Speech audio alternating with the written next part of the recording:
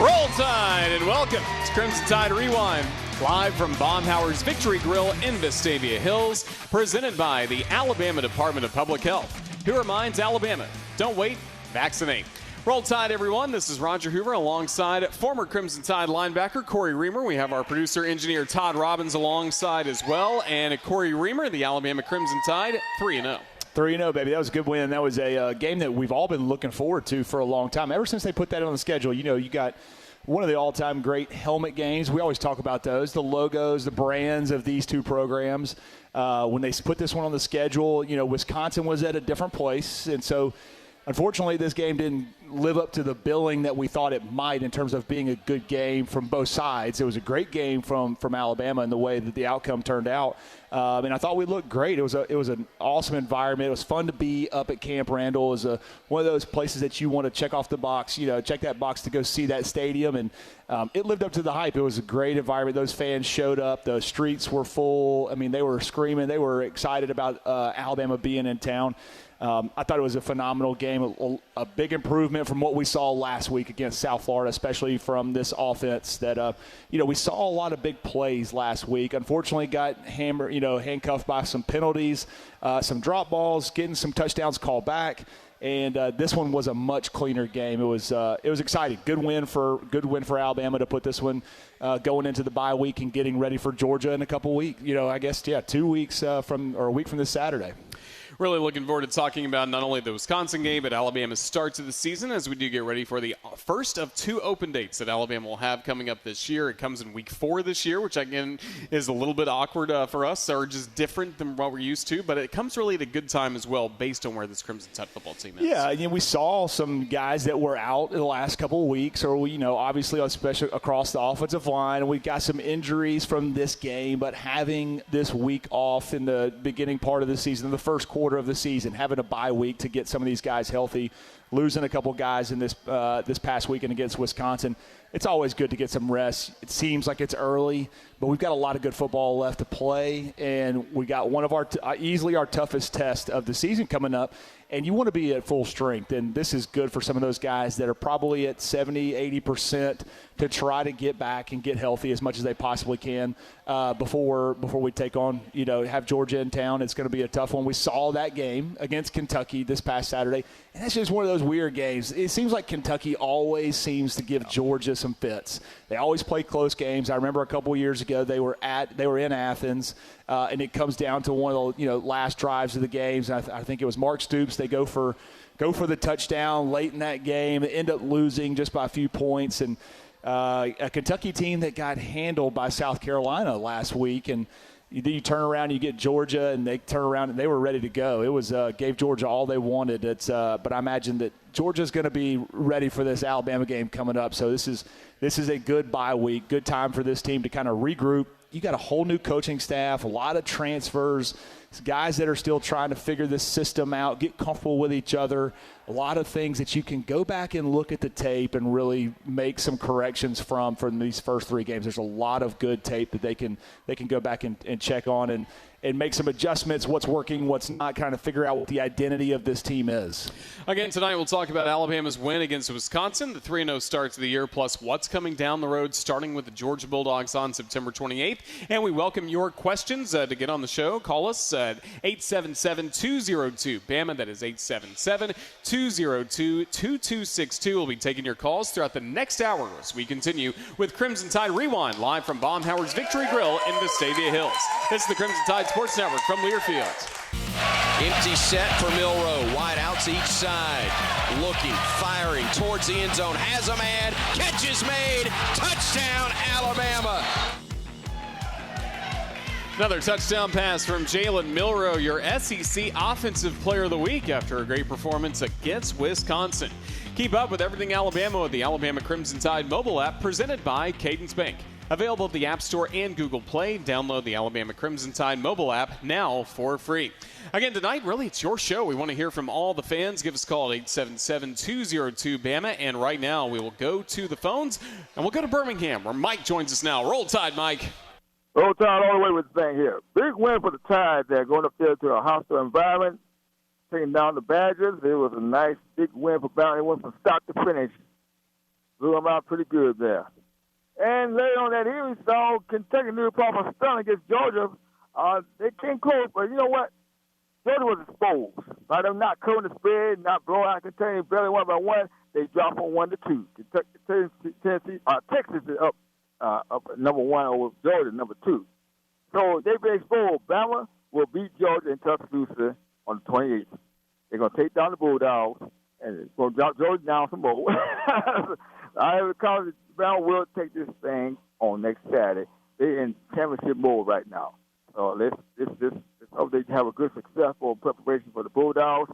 And roll tide, Bama all the way with this thing. All the way, Bama, all the way.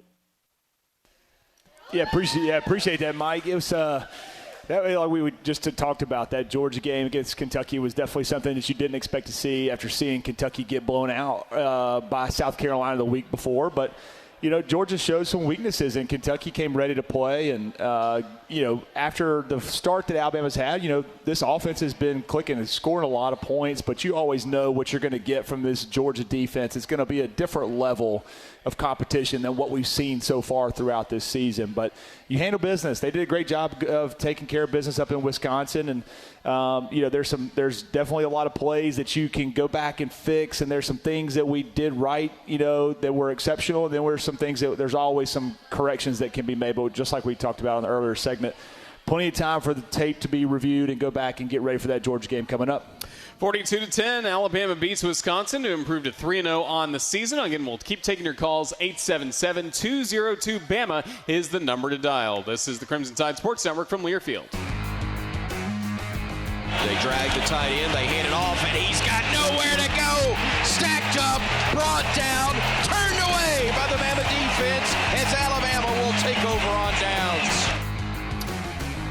Tonight's next question brought to you by J&J Apparel. Be sure to come by J&J Apparel on 1926 University Boulevard coming up Thursday, September 26th, the Thursday before the Georgia game from 5:30 to 6:30 p.m. to meet Alabama men's basketball guard Latrell Reitzel Jr. You can shop and talk shop with Bama's best all season long with Tide Thursday at J&J Apparel, your trusted source for Bama gear. That's online at jnjapparel.net. RTR with J&J.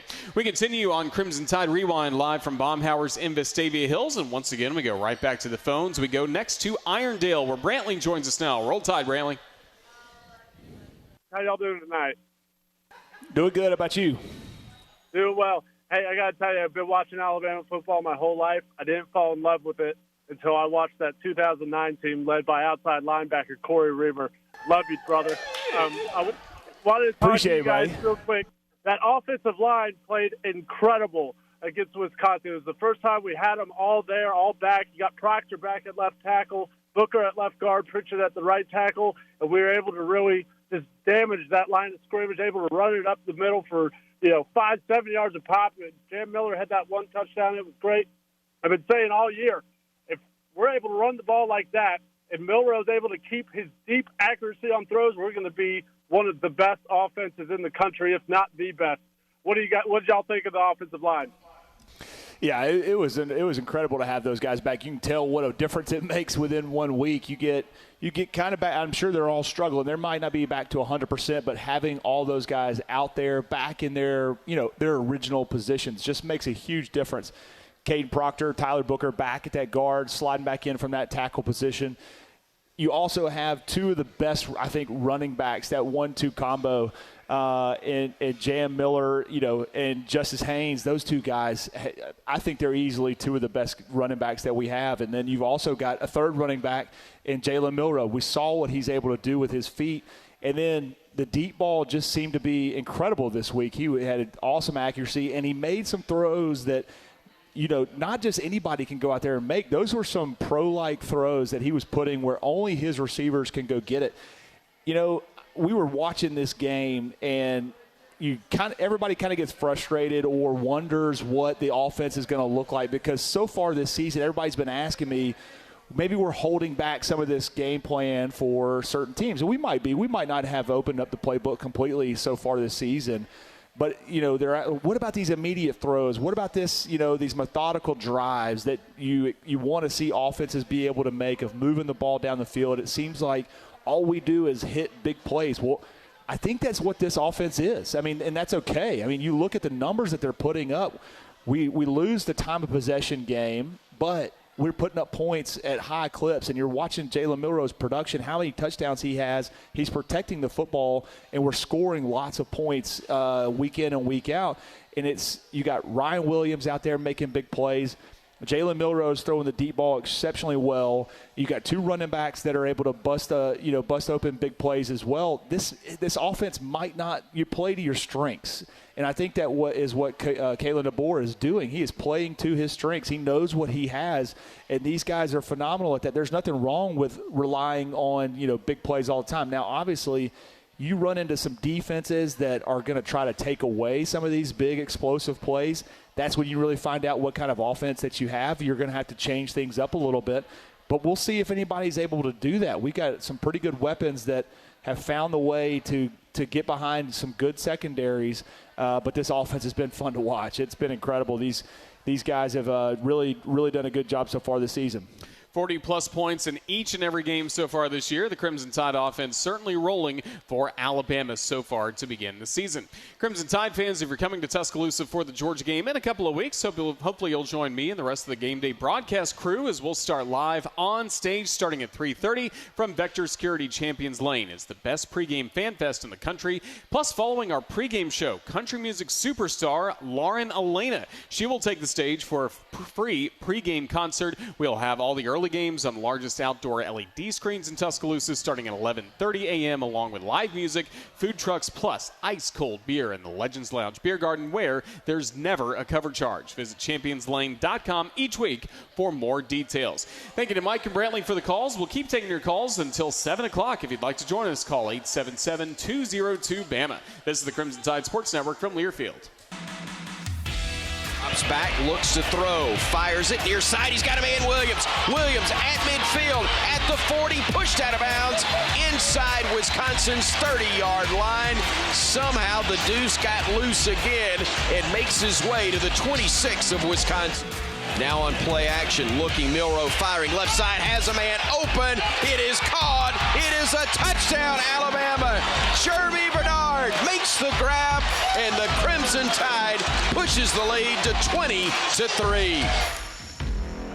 Chris Stewart on the call, our boss Jim Carabin. You can hear him cheering in the background for all of Alabama's scores against Wisconsin this past Saturday in Madison. 42-10 victory for the Crimson Tide. Not only taking your calls, but if you want to ask us a question online as well, you can do so. Submit your question to us on the Alabama Media Group Twitter line at UA_CTSN. That's again brought to you by AL.com, your source for SEC sports, as the Crimson Tide again really take care of business against Wisconsin. Led 21-3 at halftime, added 21 more points. And again, the running game, the passing game, the balance was once again there for this Crimson Tide offense. Yeah, but those two highlights right there were probably some of the biggest moments in the game. It's like you got 36 seconds left. Wisconsin trots out there. They're attempting a field goal. Pushes it wide right. Now you've got Alabama with the ball with 36 seconds left to go. I'm not saying Coach Saban wouldn't have done the same thing, but a lot of times when you're up 14-3 and going into halftime on the road like that, you're trying to protect the football. You're coming back out second half. You're going to have possession. A lot of coaches will tell you, let's go knee on this and take it to halftime and come back out and score again. But you're able to go out there and double up and really extend that lead with two plays that I took up 17 seconds of clock. It was two big plays, and that throw to Jeremy Bernard in the corner of the end zone was just absolutely incredible. You got some pretty good weapons for Jalen Milroe to go out there, but that tells you that Coach DeBoer has confidence in Jalen Milroe to go out there and make some plays. It's like two deep throws, make some phenomenal plays, get some points on the board. You go into halftime at 21-3. That shifts the whole momentum of the game. They could have easily made that field goal, kept it close, or had a chance, I think, to convert first down and retain the football and maybe put up some points going into halftime.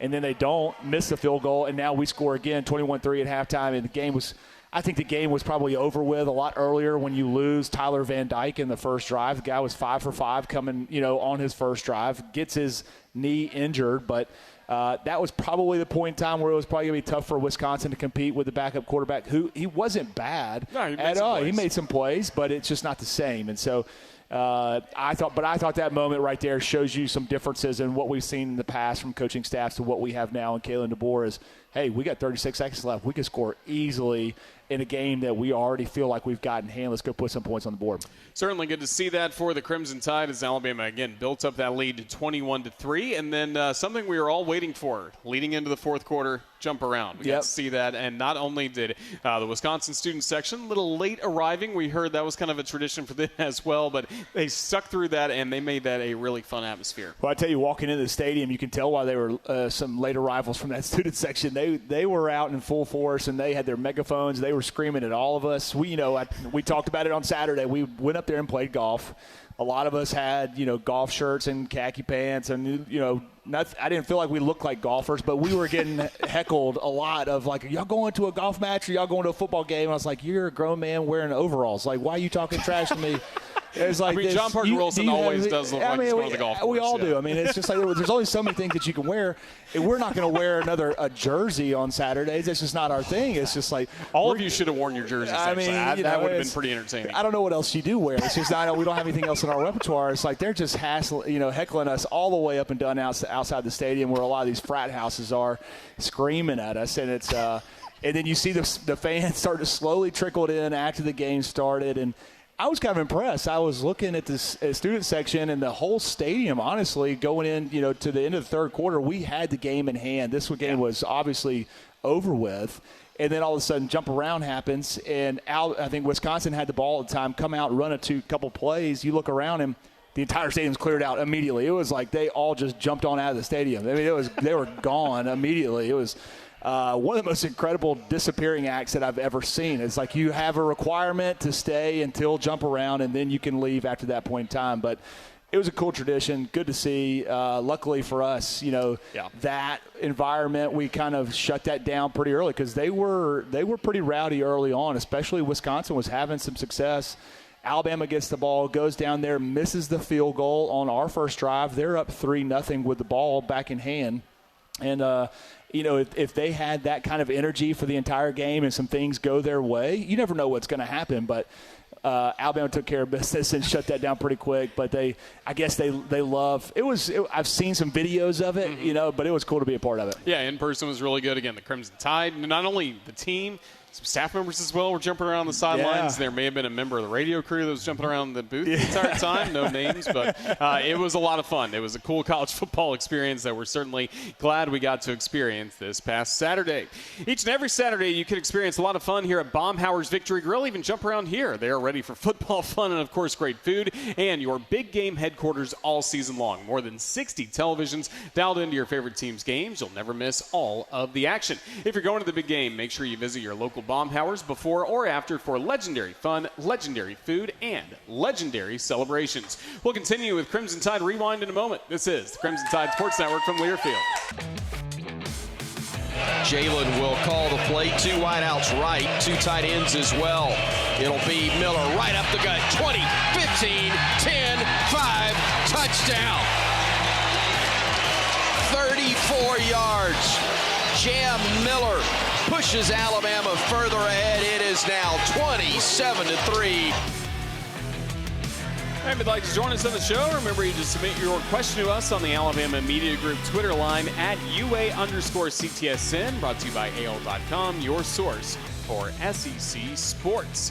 Crimson Tide a winner, once again holding a team to only 1 touchdown. Wisconsin with only 10 points. Corey, we've talked a lot about the offense. How about this Crimson Tide defense strong once again? Yeah, they'd had a great game on Saturday. We saw last week, they played great. This front 7 played absolutely incredible. I thought there was a lot of good things to take away from this game.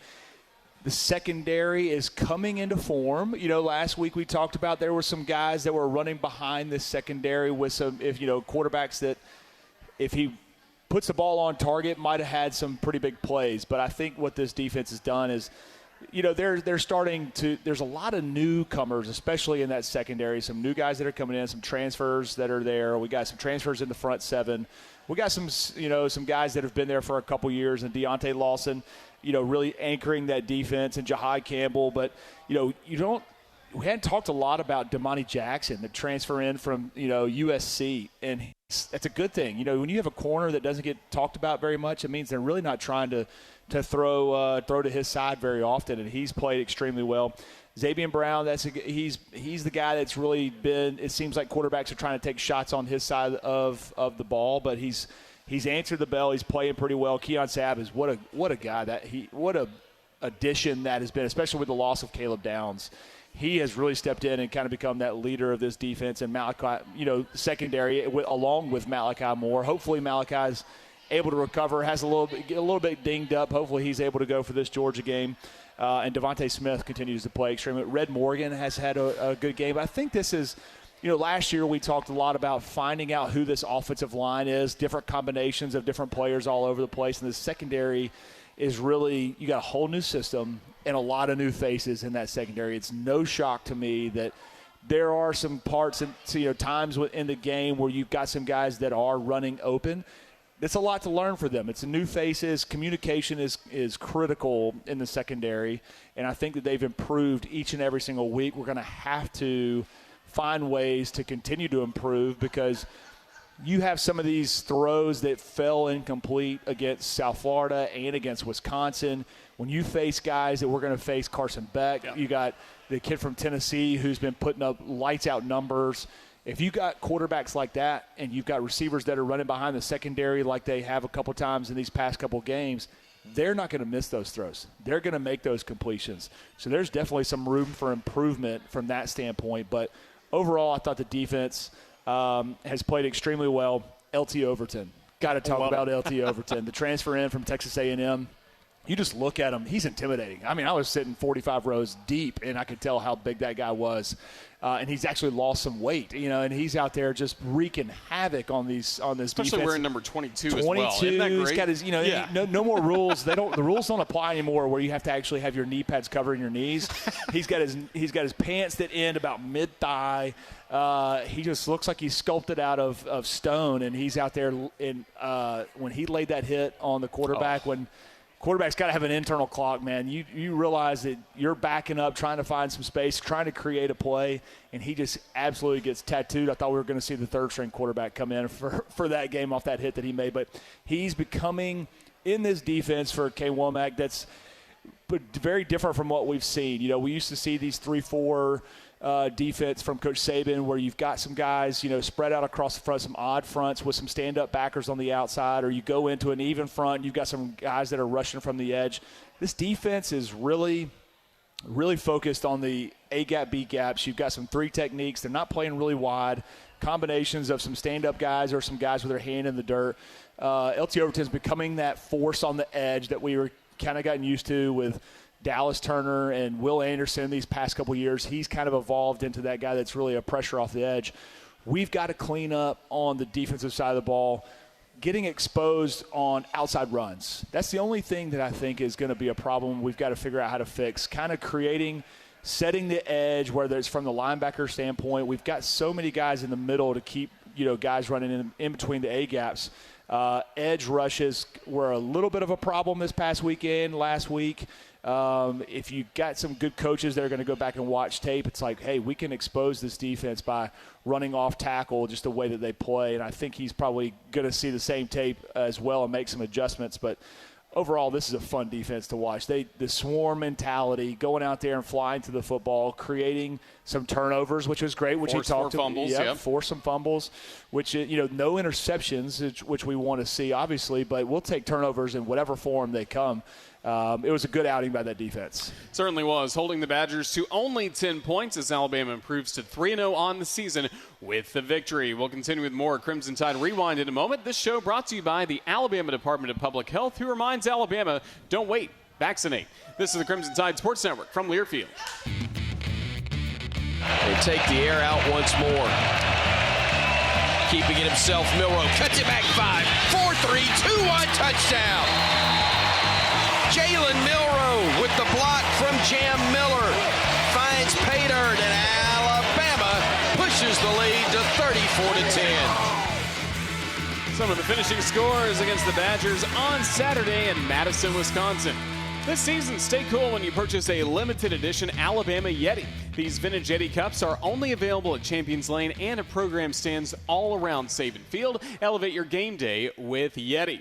So the Crimson Tide get a great non-conference win against Wisconsin. We have seen some SEC games be played. Obviously, Alabama's first will be against Georgia coming up in just over a week, but it was a really interesting Saturday, Cory, of SEC football around the league. Yeah, it was. And got in the car after the game was over with, headed to the airport to fly back to Birmingham, and caught the tail end of that LSU-South Carolina game. Crazy ending, and that was LSU was fortunate to come away with a win in that one. South Carolina had plenty of opportunities to finish that game off and start with probably one of the best starts they've had in program history in a long time. They're a good football team. LSU's, we've seen some ups and downs from that LSU team, but Brian Kelly, he's a great coach. They're going to figure out a way to win ball games. The one that was interesting to me was the Tennessee game against Chattanooga. And I didn't realize this. I was watching, was it Kent State? Yeah. That's what it was.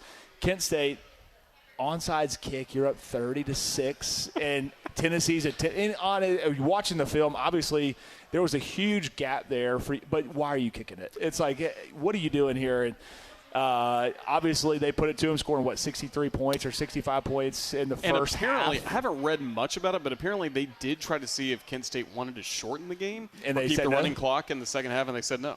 I just want to know if Josh Heupel's got a vendetta against whoever is on that staff at Kent State, because he absolutely put it to him in a way that you just don't, you always call the dogs off at some point. You start to run the football and try to get out of there as fast as you possibly can.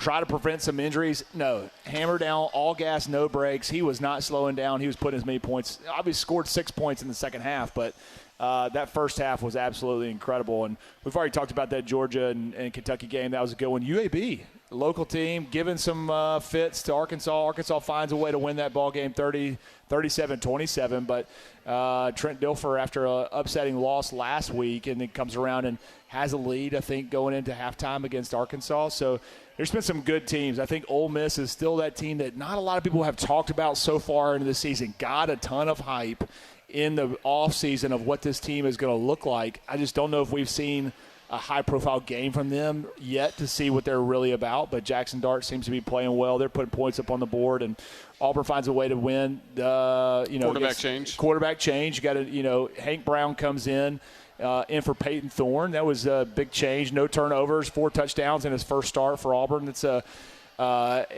Jarquez Hunter is that running back that we've heard about for the last couple of years that has played well, and now he seems to be healthy and picking up where he left off. That unfortunate loss against Cal, which Cal is a good team.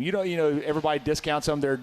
They've changed. The league has changed. You're not sure what to make of Cal, but they're a good football team, and so Hugh Freeze was able to bounce back from that and get a win against those New Mexico teams. You got to be careful of from last year. A lot of those Auburn fans remember that all too well.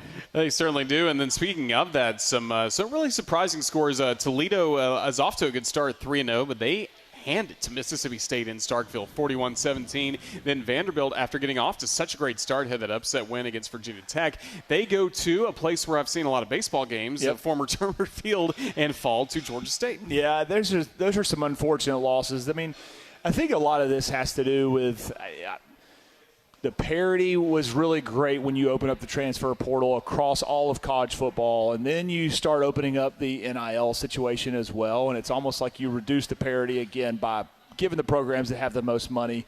Mississippi State's one of those programs that they've lost their quarterback a couple years in a row. There's a lot of transfers, people going in different directions, trying to figure out what their identity is, where they fit in. I think that the top half of this SEC is going to be extremely tough. We saw Texas lose Quinn Ewers to injury this past weekend. I don't think he's out for very long, but that means that we got to see some of Arch Manning, who everybody's been waiting to see for the last couple of years. He finally gets his opportunity, shows his athletic ability, being able to run the football, and now I think he's going to get to start this weekend as well. A lot of things happening in the SEC. There's no telling what this is going to look like and how things are going to shake out. We're just getting into SEC play, and there's a lot of good football left to go. It's going to be fun to see what happens. Quinn Ewers he's got that Texas team rolling. They're a good football team. They're one of the best. We've seen them be explosive, and And Arch Manning seems to be able to pick it up and pick up the torch and run with it as well. He's a good football player. He's waiting, for his turn. This might be his opportunity to get a game. I imagine Quinn will come back into the starting role when he's healthy, but I know Texas fans are excited to at least get to see Arch Manning on the field. He's been the talk of college football for the last couple of years. And then last team to talk about is the Florida Gators. Fell at home to Texas A&M, and now speaking of Mississippi State on tough times, losing to Toledo. How about the first game of the day on Saturday? Florida in Starkville against Mississippi State. Yeah, that's going to be a real barn burner.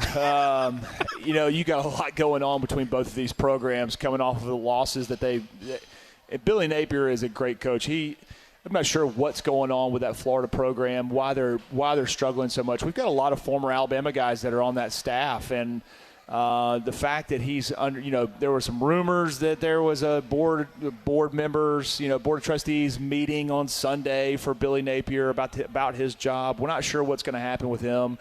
I think it's going to be really tough for him to finish out this year, even though I think he's a great coach. I mean, listen, he took Louisiana Lafayette, who had never had a double-digit win season in program history. The guy knows how to coach football. It's just not adding up what's going on down there. I don't know if it's just the loss of these players, or the team has given up. I'm not sure. There's so many different dynamics in college football right now. Are the players already, they've got their mind on something else. They're no longer focused on football. They're looking to see what their next transfer is. Maybe they transfer midseason and just trying to get their money. Is this what happens when you have some adversity in a team? I think that's some of the things that, I've talked to former players that are in the mind, they're trying to help these programs out of, like, what did we do when Coach Saban first showed up, of shifting the mindset of being able to focus on the here and now. Each play has a life and history of its own. You got to be able to face adversity, not look at the scoreboard, all those things that were staples of Coach Saban's career. He's trying to implement it down there. It just doesn't seem to be sticking the same way that it did in Tuscaloosa. I hate it for him because he seems like he's a great guy, and I know he's a great coach. I know he's going to be successful. Maybe it is at his next stop, but we'll see what happens. It's going to be that game you mentioned is going to be one to definitely tune into on Saturday. Yeah, that'll kick off the day. Some other notable matchups. It'll be Arkansas against Auburn, and that's going to be a good game. Yeah, Auburn and Arkansas both is going need to a win. Yeah, they do need a win, and those are two good teams and two good coaching staffs. They definitely need a big day on Saturday.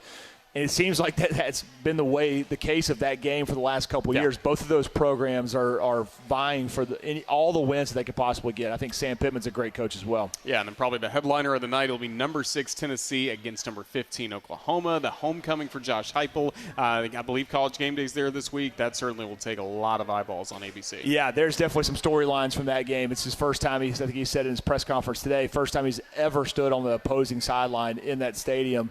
Brent Venables seems to be changing the culture of that Oklahoma program. Now you're in the SEC. This is going to be a tough test because Tennessee is looking dominant as everybody expected them to be so far this season. I expect this one's going to be I don't know. Oklahoma is one that we don't know a ton about. We know Tennessee's going to put up a lot of points. Let's see if Brent Venable and his defense, that he had such good defenses at Clemson, can stop this Tennessee offense. So that's coming up this Saturday. We'll talk more about what Alabama needs to do during this open date when we return. You're listening to Crimson Tide Rewind live from Baumhower's Victory Grille in Vestavia Hills. This is the Crimson Tide Sports Network from Learfield. They bring a man in motion. They'll fake it to him. Milroe downfield has a man. It is caught. Touchdown. Josh Cuevas, Alabama, adding to its lead with 10:05 to go. Final score of the game as Alabama put the finishing touches on a 42-10 win at Camp Randall Stadium in Madison, Wisconsin. The Prescription for Success presented by Payless Drugs. Payless Drugs, your locally owned family pharmacy with 4 locations in Birmingham. Payless can hand your prescriptions, over-the-counter solutions, and home delivery. Payless at mynewpharmacy.com. Cory Reamer, what is the Prescription for Success for Alabama? Not necessarily against Georgia in 2 weeks, but for this open date. How does Alabama get better this week? Oh, absolutely. There's plenty to work on. We've talked about it a lot there in this show. You go back and review the tape. You figure out what you're doing right, what you're doing wrong. Clean up as much as you possibly can. Get healthy. It's another thing. Take care of yourselves. Go out there and get a lot of mental reps in. This is a week where, especially how much college football has changed, there's going to be a ton of practices where you're not getting, you don't have the physical aspect of it where you're out there hitting as much. You're trying to get some guys to recover from some injuries, let them get back to full speed, because now we got a pretty big stretch after this week, and we got some tough games. You enter conference play against one of the top-ranked top-ranked teams in the country, and then you've got Vanderbilt after that, South Carolina, Tennessee, Missouri, and there's the bye week right after the Missouri game as well. So you got a pretty tough stretch, and those are, you look at Missouri, what is it, 6th ranked in the country right now. You got Tennessee, who's climbing the ladders. You've seen what they can do offensively and how they're taking care of their opponents. And South Carolina is not going to be an easy game after what we've seen from them the last couple of weeks. So this is a chance to kind of reset, go back into the drawing board, figure out what your game plan is working. Try to figure out what the next steps are for this offense to continue to grow. We talked about taking a lot of deep shots. The running game's had success. What do we do if those two things aren't working? Because you're putting a lot of eggs in one basket from those two standpoints, but they're successful at it. And I think that they can score points on any team with the weapons that we have in Jeremy Bernard and Ryan Williams and Jalen Milroe with his feet and his arms. But the main thing is go get some rest, get ready for this next stretch. It's coming. Alabama against Georgia coming up on September 28th. More on that when we return for our final segment tonight of Crimson Tide Rewind, presented by the Alabama Department of Public Health. Reminding Bama fans, don't wait, vaccinate. This is the Crimson Tide Sports Network from Learfield.